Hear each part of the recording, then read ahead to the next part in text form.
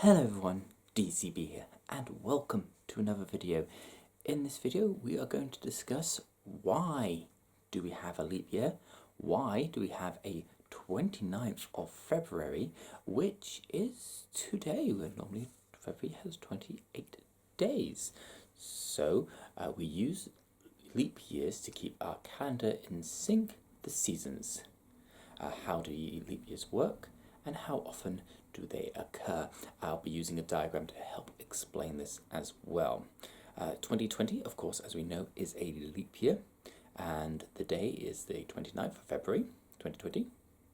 And yeah, that's today, obviously. So what is a leap year? Leap years are when an extra day or incendiary day is added at the end of the shortest month, February. The incendiary day, February the 29th, is commonly referred to as a leap day. Leap years have 366 days instead of the usual 365 days that occur almost every 4 years. So why do we have leap years and leap days? Leap days keep our modern day Julian calendar in alignment with Earth's revolutions around the Sun. It takes Earth approximately 365.242189 days, or 365 days, 5 hours, 48 minutes and 45 seconds to circle once around the Sun. This is called a tropical year, and it starts on the March equinox. However, the Georgian calendar only has 365 days in a year. If we didn't add a leap day on the 29th of February, almost every 4 years, each calendar year would be about 6 hours before the Earth completes its revolution around the Sun, as the illustration shows. As a coincidence, our time reckoning would slowly drift apart from the tropical year and get increasingly out of sync with the seasons. With a devolution approximately 6 hours a year, seasons will shift about 24 calendar days within 100 years. Allow this to happen for a while, and the Northern Hemisphere dwellers will be celebrating Christmas in the middle of summer in a matter of a few centuries. Leap days fix that error by giving Earth the additional time it needs to complete a full circle around the Sun. Why don't we add a leap day every 4 years? In the tropical year,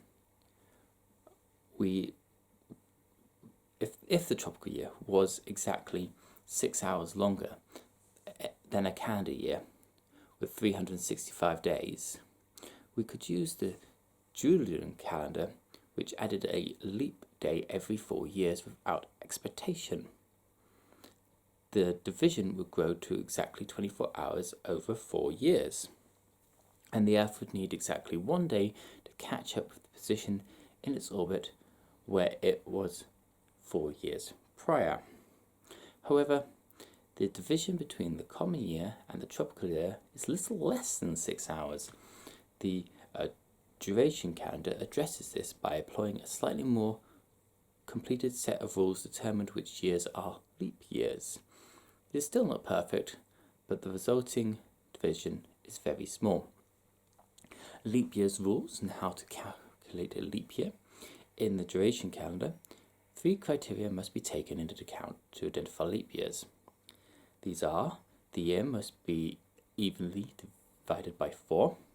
Not if the year can also be divided by 100, it is not a leap year, unless that year also is divisible by 400, then it is a leap year.